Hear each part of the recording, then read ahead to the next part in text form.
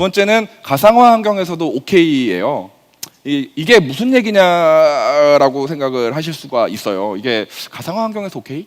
라고 생각을 하실 수가 있는데, 이젠 가상화, 서버 가상화, 뭐 VMware가 됐건 하이퍼V가 됐건 서버 가상화 환경에서 어떤 이제 뭐 레가시 서버들이나 아니면은 뭐 사용량이 좀 적은 서버들이나 이런 것들은 이미 통폐합 인티그레이션이 많이 하셔가지고 대부분 이제 서버나 이런 것들을 가상화되는 환경에서 운영을 많이 하고 계시는데, 도메인 컨트롤러 역시도 가상화되는 환경에서 운영하시는 고객들이 상당히 있어요. 제가 예전에도 그런 고객들을 많이 만나봤었고, 또 그렇게 운영을 하시는 고객들도 많이 있는데, 가상화 환경에서 도메인 컨트롤러를 운영을 했을 때 어떤 이슈가 있었는지 혹시 알고 계시나요? 기존에요. 그러니까 윈도우 2008 서버를 뭐 VMware에서나 아니면 하이퍼V 위에서 운영을 했을 때 어떤 문제들이 있었냐면, 가상화 환경에서 운영을 하다 보니까 얘가 말 그대로 가상화 환경에서는 어떻게 보면 가장 좋은 기능인데, 스냅샷이라고 해가지고 현재 상태를 지금 말 그대로 현재 상태를 이렇게 저장을 해놓고, 스냅샷으로 저장을 해놓고 내가 운영을 하다가 문제가 생기면 다시 스냅샷으로 복원하는 그런 기능들이 가상화 환경에서는 아주 그 메리트가 있는 기술로, 이제 대부분 그 가상화를 지원하는 그런 이제 벤더의 제품들은 다 그런 기능들이 다 들어가 있는데, 실제 액티브 디렉토리를 그렇게 가상화 환경에서 운영을 하면서 스냅샷을 찍어가지고 돌려봤더니 이게 문제가 생기는 거예요. 말 그대로 이제 도메인 DC가 꼬인다라고 얘기를 하는데, DC가 꼬이면서 정상적인 인증 처리도 못하고 또 복제 파트너 간에 복제도 못하고 이런 문제들이 이슈가 발생을 하는 거죠. 그러면서 말 그대로 여기서 보시는 것처럼 여기서 스냅샷을 찍어가지고 이렇게 진행이 되다가 7번까지 진행이 됐다가 다시 4번으로 돌렸을 경우에는 얘가 가상 환경에서 장애가 계속 발생을 시키는 건데, 이게 비단 도메인 컨트롤러만의 문제가 아니에요. 어떤 문제가 있냐면, MS 프로덕트들 중에서 익스체인지, 여기 이제 마이크로소프트 고객분들이 많이 오셨으니까 잘 아시겠지만, 익스체인지나 쉐어포인트 그리고 링크 서버 같은 경우는 기본적으로 액티브 디렉토리의 그 계정 정보나 그 계정 사용자에 대한 인증 정보나 이런 것들을 사용을 하고, 또 구성 정보나 이런 것들도 액티브 디렉토리 데이터베이스에 다 저장을 하게 됩니다. 그러면 말 그대로 내가 익스체인지를 운영을 하면서 익스체인지에 관련되어 있는 설정이나 그 다음에 계정 정보나 뭐 SMTP 주소나 뭐 이런 것들 통해 가지고 쭉 세팅을 했는데, 이걸 스냅샷으로 딱 돌려버렸어요. 그랬더니 액티브 디렉토리 일단 망가지고, 그 다음에 연관되어 있는 익스체인지나 링크나 쉐어포인트, 기관계 인프라들이 다 망가지는 거죠. 메일 안 되죠. 메신저 안 되죠. 쉐어포인트 포탈에 접속도 안 되죠. 이런 문제들이 발생을 하는 거예요. 난리가 나는 거죠. 완전히 이제 완전 왓더 헬이 되는 건데, 말 그대로 이런 문제들을 과연 이제 그 VMware나 하이퍼V에서, 사실 여기서 이제 하이퍼V 얘기를 하는 게 맞겠죠. 하이퍼V에서, 그리고 윈도우 2012 그 도메인 컨트롤러가 어떤 아키텍처를 가지고 이런 문제들을 해결했는지를 좀 말씀을 드릴 겁니다. 요거는 이제 요 그림들을 설명하기 위한 거예요. 그래서 간단하게 보시면은 도메인 컨트롤러 2대 이렇게 보이시죠? 양쪽에. 기본적으로 우리는 이제 복제나 이런 것들을 위해서, 그리고 안정성을 위해서 도메인 컨트롤러는 조직에 기본적으로 2대를 설치하는 게 가장 이상적이고 또 가장 기본이 되는 이제 그런 그 배포 형태라고 아실 텐데, 이렇게 도메인 컨트롤러가 2대가 있어요. 그리고 보시는 것처럼 타임 1에 도메인 컨트롤러 1번에서 계정을 이제 얘는 이렇게 그 기본적으로 이제 USN 넘버라고 해서 그 업데이트 시퀀스 넘버라고 해가지고, 얘가 기본적으로 이제 이 두 개의 DC 간에 말 그대로 그런 무결성이나 데이터 무결성이나 이런 것들을 확보하기 위해서 이 UNC 넘버를 가지고 있는데, 이거 2개를 맨날 둘이 확인을 하거든요. 그래서 이런 식으로 UNC 넘버 100번을 가지고 있는데, 이 상황에서 유저 100개를 만들었어요. 그러면 이 시퀀스 넘버는 이제 100개가 만들어졌으니까 쉽게 생각을 해서 200으로 업데이트가 됐겠죠. 그리고 얘도 그 DC 2번도 똑같이 200이라는 넘버를 그대로 복제를 해갔을 겁니다. 그래서 야, 우리는 둘 다 200이야. 현재 상태는 유저가 100명이 만들어진 상태야라는 것들을 2개가 같이 이렇게 알고 있을 거예요. 이런 상황에서 타임사에 그 도메인 컨트롤러 1번에 스냅샷을 찍어버려요. 제가 딱 찍어버리고 나서 그 다음에 다시 여기다가 복제가 채 이루어지기 전에 150개 계정을 또 만들어 버립니다. 그러면은 도메인 컨트롤러 2번은 얘가 스냅샷으로 갑자기 돌아가 버린 거예요. 내 복제 파트너가. 같이 우리는 업데이트 시퀀스 넘버 200이라고 같이 알고 있었는데, 갑자기 얘가 나는 갑자기 다시 100번으로 돌아가 버리고, 그 상황에서 또 복제가 채 이루어지기도 전에 얘가 계정 150개를 생성을 해버리면은 얘는 혼자서 그 업데이트 시퀀스 넘버가 250까지 말 그대로 올라갈 테고, 이쪽은 200으로 그대로 남아 있겠죠. 그러다 보면은 둘 간에 복제에 충돌이 생기죠. 복제에 충돌이 생기게 되면은 양쪽 DC에 있는 데이터들이나 이런 것들이 둘 다 말 그대로 이제 무결성이나 이런 것도 다 깨져버리는 거예요. 그래서 실제 도메인 컨트롤러는 2대지만 2대고, 실제 그 도메인에 있는 유저들이 도메인 컨트롤러에 접속을 할 때는 1번, 2번을 사실 랜덤하게 접속을 합니다. 1번에 접속해가지고 인증을 물어볼 때도 있고 2번에 접속해서 인증을 물어볼 때도 있어요.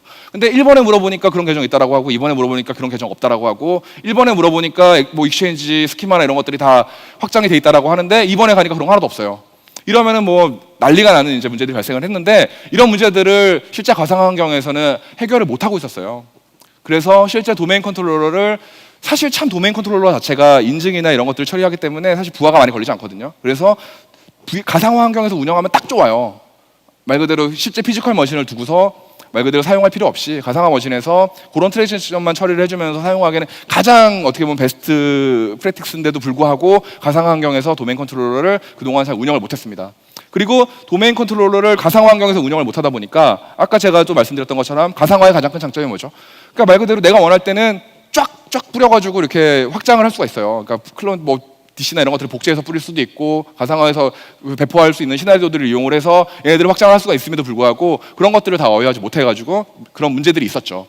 근데 이게 어떻게 개선이 됐냐면은 실제 윈도우 서버 2012에 VM 제너레이션 아이디라는 것들을 이제 윈도우 서버 2012 도메인 컨트롤러가 하나의 자기의 상태값으로 갖게 됐습니다. 이게 어떤 거냐면요.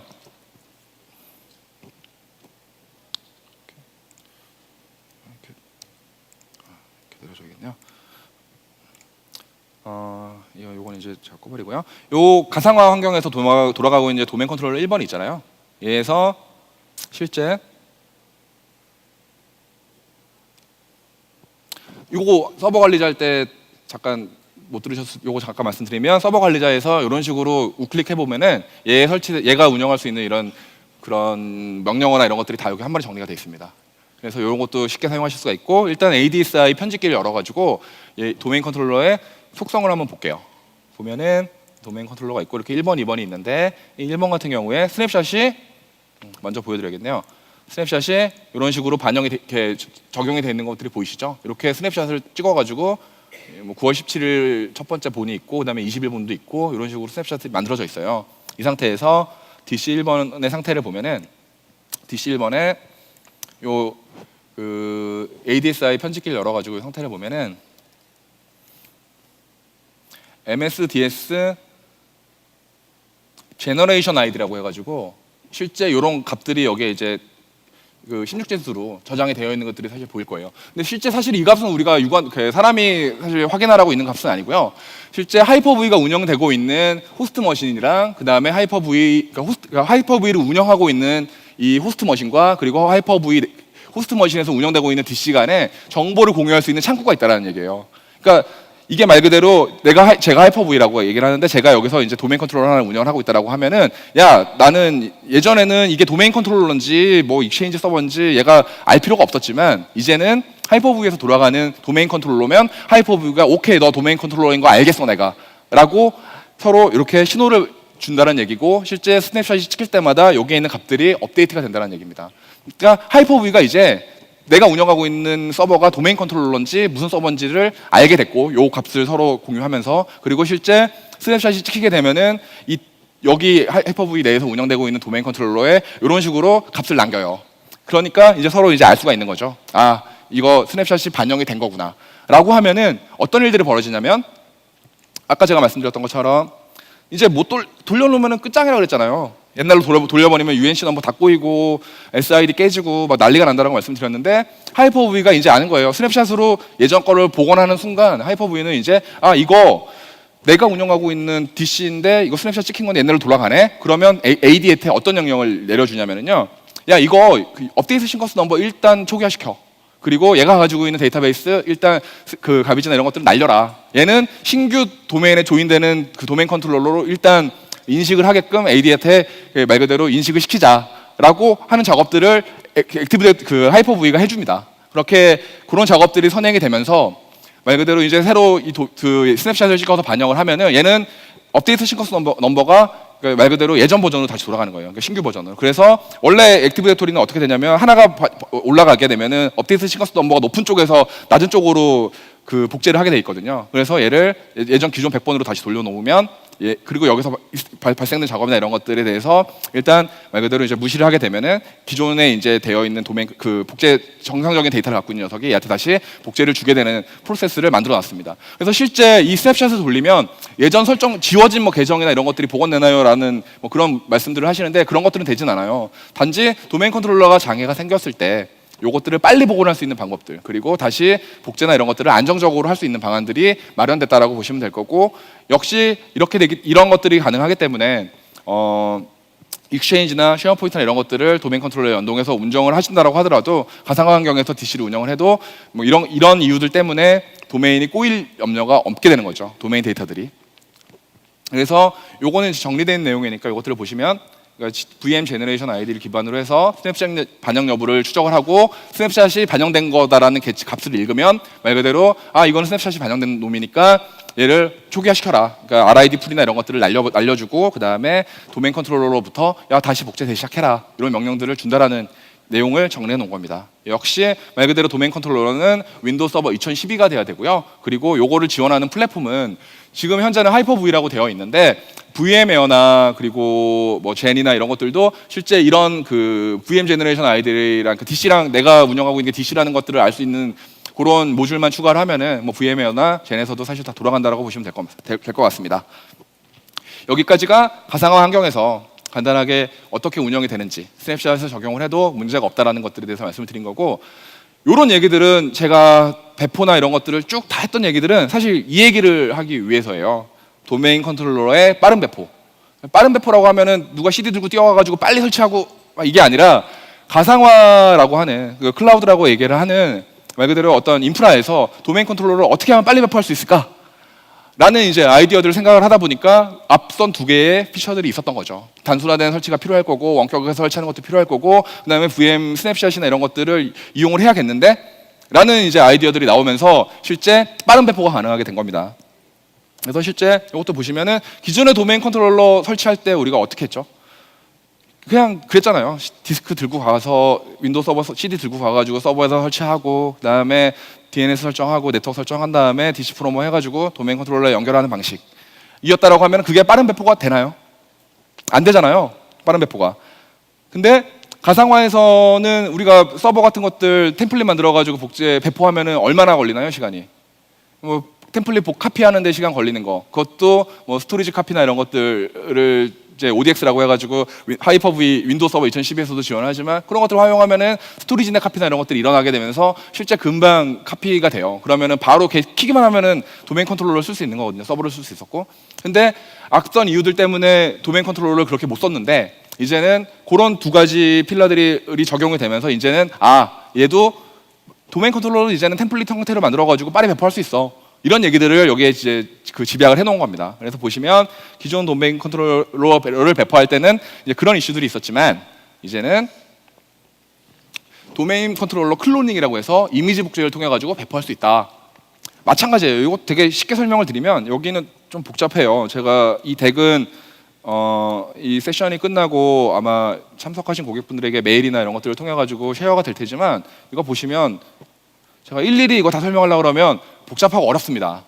그리고 이 아키텍처를 또 이렇게 막 이해하시기도 사실 어려울 것 같은데 간단한 내용으로 제가 이 장표를 그냥 간단하게 딱 설명을 드리면 VM 제너레이션 아이디 생성한다라고 했죠. 그게 하이퍼V랑 DC 간의 말 그대로 이게 스냅샷이 된 건지 안 된 건지 또는 얘가 하이퍼V 내에서 운영되고 있는 DC인지 아닌지를 확인해주는 통로라고 말씀을 드렸어요. 그래서 그걸 이용한다는 얘기입니다. 그래서 실제 VM에 내가 도메인 컨트롤러를 일단 하나 만들어 놓고 그 다음에 얘를 복제를 뜨는 거예요. 아까는 스냅샷을 찍었지만 사실 요거는 복제를 통해 가지고 그 디스크를 그대로 통을 떠가지고 복제를 해버리면은 이 VM 제너레이션 아이디가 이게 복제된 거라고 표시를 해줘요. 그러니까 두 가지 기능이 있는 거죠. 스냅샷이 찍히면 스냅샷이라고 찍혔다라고 표시를 해주는 거고 이걸 그대로 카피를 해가지고 카피를 떠버리면 도메인 컨트롤러 VHD 파일을 그대로 카피를 떠버리면은 얘가 거기에는 그러니까 머신 아이디가 바뀌어버려가지고 얘가 보는 그 값에서 이거 말 그대로 얘는 이거는 스냅샷은 아니고 이거 카피 뜬 거야. 기존에 원본이 있는데 카피 뜬 거야라고 표시를 해줍니다. 그래서 그런 표시가 일어났을 때 그 이후에 이제 플로어만 정의를 해주면 되겠죠. 야, 도메인 컨트롤러 배포해야 되는데, 야, 우리가 도메인 컨트롤러 복사해가지고 붙여넣기 해버리면 이거 아까 제가 말씀드렸던 것처럼 RID 꼬이고 뭐 SID 꼬이고 막 난리 나고 막 이런 멘붕 오는데, 이거 그렇게 하지 말고, 야, 이거 네가 딱 봤을 때 이거 카피 뜬 거라고 표시가 딱 되어 있으면 이 다음 프로세스대로 따라가지고 정리를 해서 얘가 도메인 컨트롤러로서 추가가 될 수 있도록 작업을 해라라는 내용의 프로세스들을 정리를 해놓은 거예요. 그래서 실제 클론 VM 쪽에서는 이제 그런 얘기들이 있겠죠.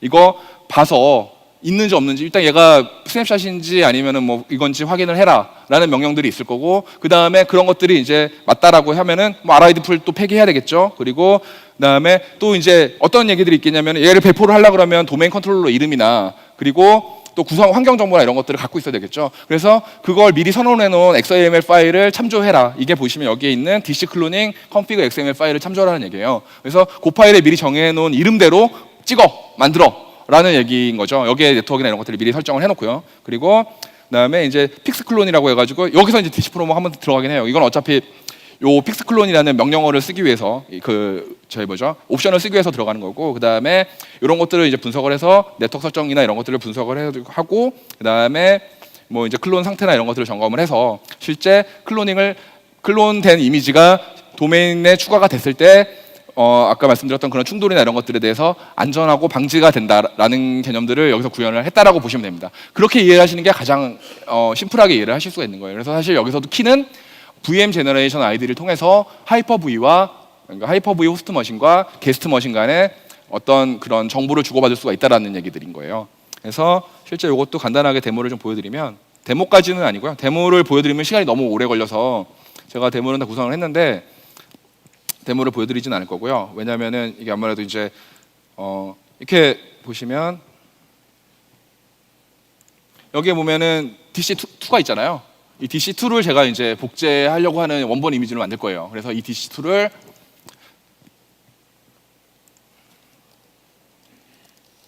제가 원본 이미지로 만들어 놓은 상태에서 얘를 이제 말 그대로 다 계속 찍어내는 형태로 도메인 컨트롤러를 배포를 할 건데, 이렇게 되려면은 DC2에서 이제 말 그대로 선행 작업을 좀 해줘야 될 게 있어요. 그러니까 얘가 찍어낸 DC냐 뭐 클론 DC냐 이런 것들을 확인하는 거는 하이퍼-V 간에 알아서 할 일이고, 보시면은 윈도우즈 밑에 보면은 NTDS라는 폴더가 있는 걸 알고 계실 건데, 이게 액티브 디렉토리 이제 관련돼 있는 데이터베이스가 있는 저장되어 있는 폴더예요. 여기 보시면은 이 두 파일이 있는 거를 이제 보셔야 되는데, DC 클론 config라고 하는 XML 파일이 있고, 그 다음에 DC 클론 allow list라고 해가지고 이 두 파일을 참조를 해가지고 만들어요. 그러니까 말 그대로 클론을 이렇게 딱 찍어내면, 그 다음에 이건 이제 클론된 거니까 도메인에 추가가 됐을 때 무결성 문제는 이제 알아서 해결이 될 거고, 하지만 얘를 찍어냈는데, 찍어냈다는 얘기는 얘가 DC2번이었으면 DC2번이라는 이름은 그대로 가질 거잖아요. 그리고 얘가 여기에 설정되어 있는 IP나 그다음에 네트워크 설정이나 이런 것들을 그대로 가져오게 될 텐데, 그렇게 되면 이제 물리적인 충돌이나 이런 것들이 발생을 할 텐데, 그런 것들을 해소해주기 위해서 이 XML 파일을 열어보면은 이런 식으로 설정값들을 미리 지정해서 넣게 돼 있어요. 그래서 얘는 뭐 클론 DC01이라는 이름으로 배포가 돼야 되고, IP는 이런 것들을 갖고 DNS 정보나 이런 것들은 이런 것들을 가져야 된다. 이런 것들을 여기다가 미리 설정을 해가지고 넣게 돼 있고, 이 파일은 실제 어떻게 만들냐면은 파워쉘을 통해서 만듭니다. 파워쉘 커맨드 중에 보면 new clone DC 컨피그레이션을 해주는 그런 명령어가 있어요. 제가 시간 관계상 그것까지 다 보여드리면 시간이 좀 많이 오래 걸릴 것 같은데,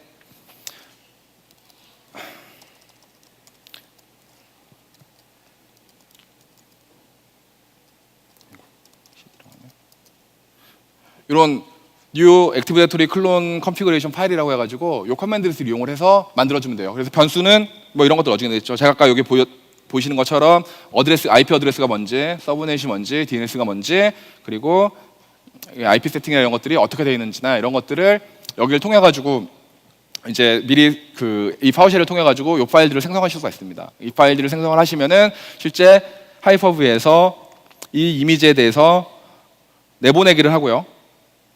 이거는 꺼야지 내보내기가 나오네요. 이거를 이제 이게 지금 실행 중이기 때문에 끄면은 여기에 내보내기라는 그 옵션이 떠요. 그럼 내보내면은 실제 얘를 다른 쪽에다가 어디다 카피를 할 건지에 대한 경로나 이런 것들을 넣어줄 수가 있고요. 그렇게 해서 얘를 이제 저장을 하게 되면은 실제 이제 그렇게 해서 원본 이미지를 하나 만들어 놓으면 그다음에는 가상 컴퓨터 가져오기를 통해 가지고 어디에 있는 거 가져올 건데 내가 템플릿으로 만들어 놓은 거를 가져올 거다. 잠깐, 이거 지워졌나? 해서 이게 지금 없네요.